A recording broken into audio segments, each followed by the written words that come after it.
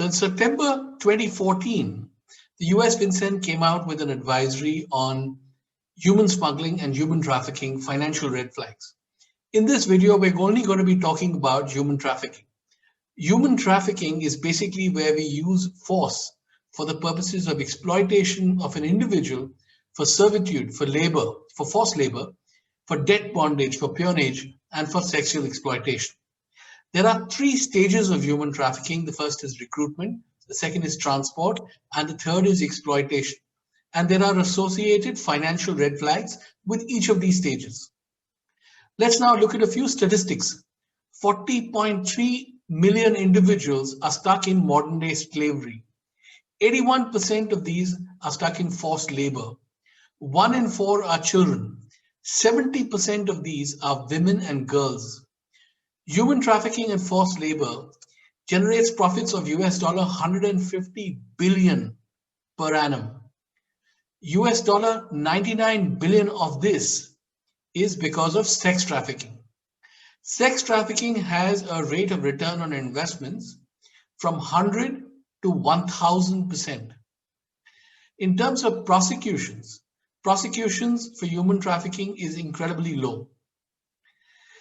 Child trafficking is on a rise in countries like India, and this is primarily because of both COVID and also because of huge amounts of poverty in such countries. In the UK, there is a trend for human traffickers to use those people who they're exploiting for sex to also commit other crimes such as drug trafficking. Let's now look at some FinCEN red flags. So the first category are transactional red flags.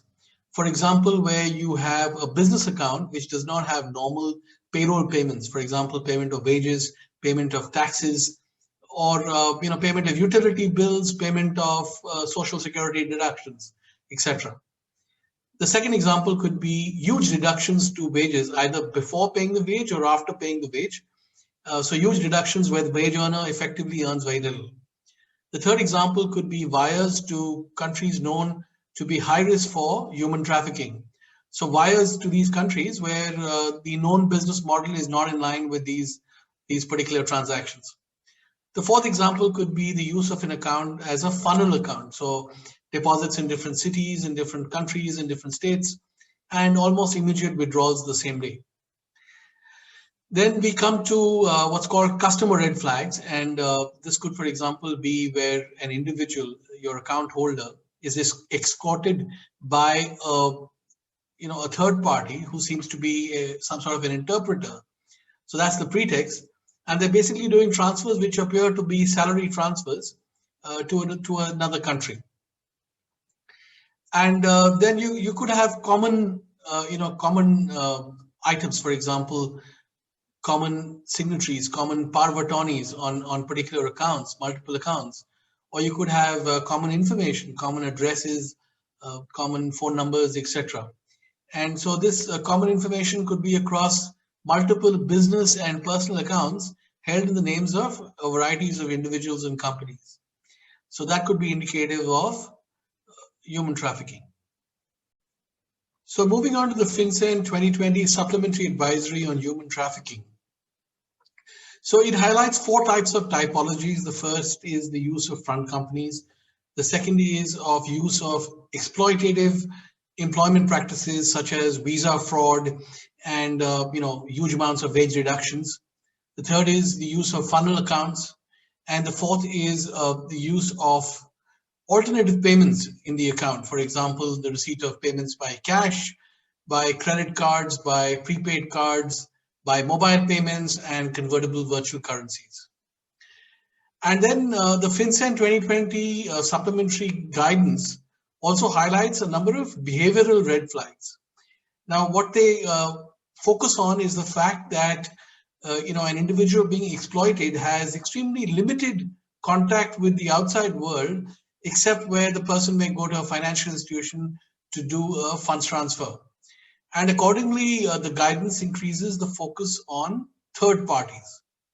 So for example, where you have a customer and a third party seems to be speaking on behalf of that customer, and or where the third party is in possession of the money or the documents.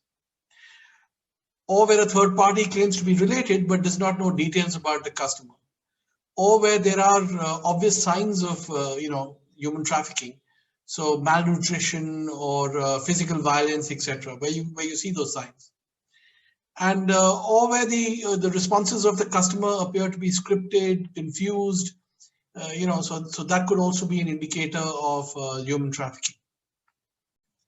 Let's now look at financial indicators. So besides the indicators, the financial indicators already indicated in the 2014 advisory, the FinCEN 2020 advisory adds focus on a number of other financial indicators. For example, transactions outside the normal operating hours, where such transactions are frequently in cash and they are larger, the deposits are larger than expected. Or where you have a significant number of purchase and use of prepaid cards, or where you have common telephone numbers, emails, social media handles, addresses with escort agencies, or also with commercial sex advertisements, or transactions with online classified sites in foreign jurisdictions, and that's primarily for recruitment purposes. Or where you have significant sending or receipt of cryptocurrencies to and from darknet markets, or any other sort of markets or services which are known to be associated with illegal activities. So you must read these two FinCEN advisories and implement the red flags, both in your training and in your transactions monitoring.